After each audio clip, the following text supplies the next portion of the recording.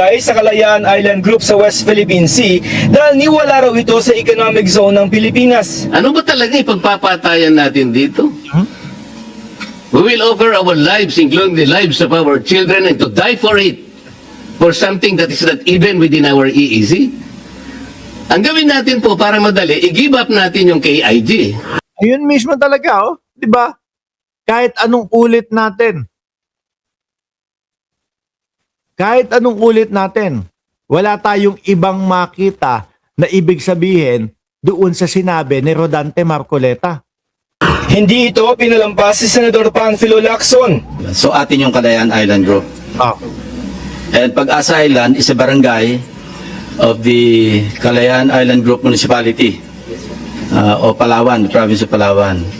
This is the only inhabited barangay in the Kalayaan Island Group. Biruin mo, isa ka sa nakatira doon, ano, tapos maririnig mo si Marcoleta. Sabi ni Edgar DP, mga bayad na tsinador, kaya ipagkakanulo ang kapwa Pilipino. Oho. And it is ours. Ang Kalayaan Island Group ay binubuo ng 7 isla at 2 bahura na sakop ng lalawigan ng Palawan. Ang land area nito mahigit 88 hectares, kaya ito ang pinakamalaking munisipalidad sa bansa. I-connect ho lang natin mga kababayan, yung mga napabalita ho dati na ang Palawan, yung malalaking mga lupain ay binibilin ng mga Chino o ng mga Chinese, yung Palawan mga bossing. Pag-connect-connectin natin ha, yun dyan sa Palawan ho. Total nabanggit naman na yung Kalayaan Group ay malapit doon sa Palawan.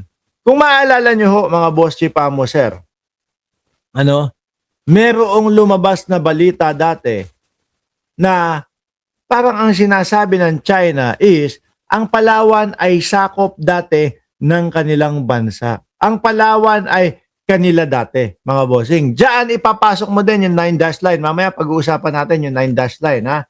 Ngayon, yung mga balita na siguro may mga 1 taon na ang makalipas, na merong mga Chinese na bumibili nung mga kalupaan doon sa Palawan, malalaki.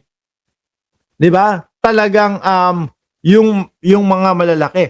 At ang sabi pa dito sa balita na ito, yung mga iba daw doon, yun yung mga nakakuha ng mga peking, mga birth certificate para makabili.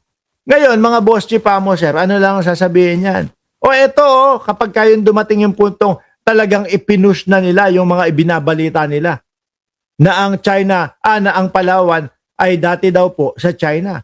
Ano sabihin nila? Ito, meron kaming mga dokumento, meron kaming mga titulo nitong Palawan na talagang sa amin. Yung naratibo ho nila, mga bossing, papunta na ho dun eh. Di ba? Sabi ni Joker, pinagpipilitan nila na ang Palawan at Kalayaan parte ng Hainan na sobrang layo. Oho, no?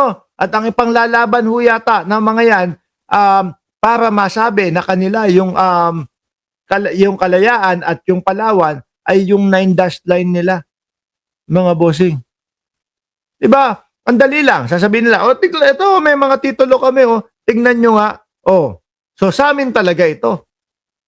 Kaya delikado ho talaga yung mga kumalat na balita na yung bulto-bulto o libo-libo na mga nakakakuha ng birth certificate ang mga Chinese doon sa Davao, delikado po yan. Bakit to? Kasi kahit ano pwede na nilang gawin eh. Pilipino na din sila eh. May birth certificate ka, ibig sabihin, Pilipino ka, pwede kang bumili ng lupa, pwede kang magkalisensya, lahat-lahat ho. Ubra na, mga kababayan. Tuloy. Sa Pag-asa Island, may nakatirang halos 4 residente at nakatatag dito ang isang barangay. Ang buhay ng mga taga-Pag-asa hindi nalalayo sa buhay ng maraming Pilipino na nakatira malapit sa dagat.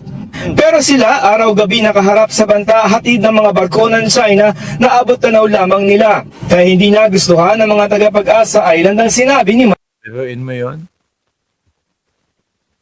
Doon ka nakatira, Proud kang Pilipino. Proud kang Pilipino. Doon ka nakatira at sinabi na nga na tayo ang may karapatan dito tapos yung isang senador natin Parang ang gusto paalis. O alis na kayo dyan. Give up na natin yan. Di ba? Kasi walang coordination or etc. Hindi sakop ng EEC natin yan. Marcoleta. We were offended. We take offense for what he has said kasi parang anong silbi ng bayan namin? Anong silbi ng mga magigiting na mamamayan namin? Na kumbaga, they have already given up yung greener pastures elsewhere in the country just to stay there, being their kids.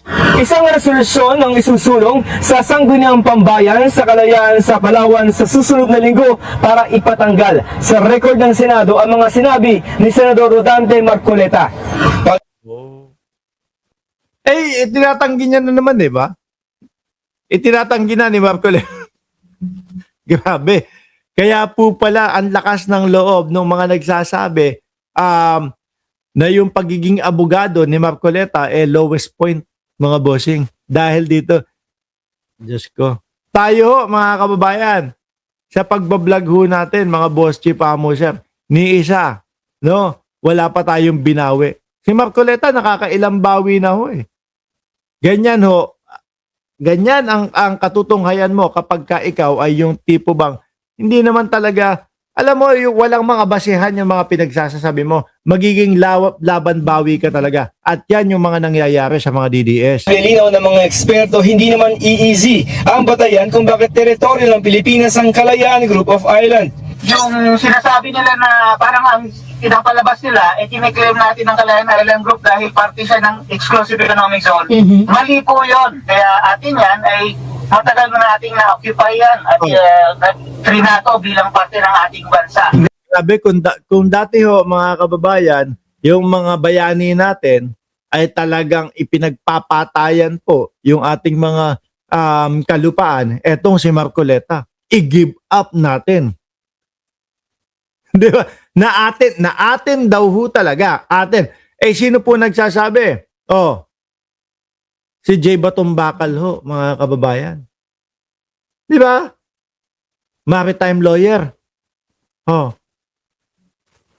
Membro ng Congress si Marcoleta yung pinasayan. So dapat alam niya, the West Philippine Sea refers to our maritime zones. Ang maritime zones natin, 200 nautical mile from our archipelagic basin plus the territorial sea of our islands outside the 200 nautical miles. Klaro yun. Basahin niya lang yung batas. Maraming batas na raw, domestic at international, ang nagpatunay ng teritoryo ng Pilipinas ang Kalayaan Group of Islands. Domestic at international ho. Ibig sabihin, loob at labas ng bansa natin, pinapatunayan na atin. Ang mga isla na yan. Ang Presidential Decree 1596 na nilagdaan ni dating Pangulong Marcos Sr. na nagdeklara sa Kalayaan Island Group bilang teritoryo ng Pilipinas. Kinilala rin ng United Nations Convention on the Laws of Mga DDS, isip-isip naman. No? Kung tama pa ba yung mga sinusuportahan niya yung mga tao, mga senador. the Sea o UNCLOS ang pagsaklaw ng Pilipinas sa Kalayaan Island Group. At ito ang basihan ng Republic Act 9522 o ang Archipelagic Baseline Law of the Philippines kung saan bahagi ng teritoryo ng Pilipinas ang Kalayaan. Alam nyo mga kababayan, simula pa lang ko nung nakaupo si dating Pangulong Duterte, na-realize ko na talagang sumusubok na sila . Sumusubok na sila na lahat ng sitwasyon ay maging pabor sa China. Lagi ko sinasabi, pati po yung mga paglagay-lagay ng mga tarpaulin doon sa mga footbridge ho, mga kababayan, na nakalagay Pilipinas, probinsya ng China. Ako ho naniniwala, paano pakalat nila ho yun. Bakit? Subukan natin yung mga Pilipino kung uubra ba sa kanila o kung papayag ba sila na ang Pilipinas ay maging probinsya na lang ng China.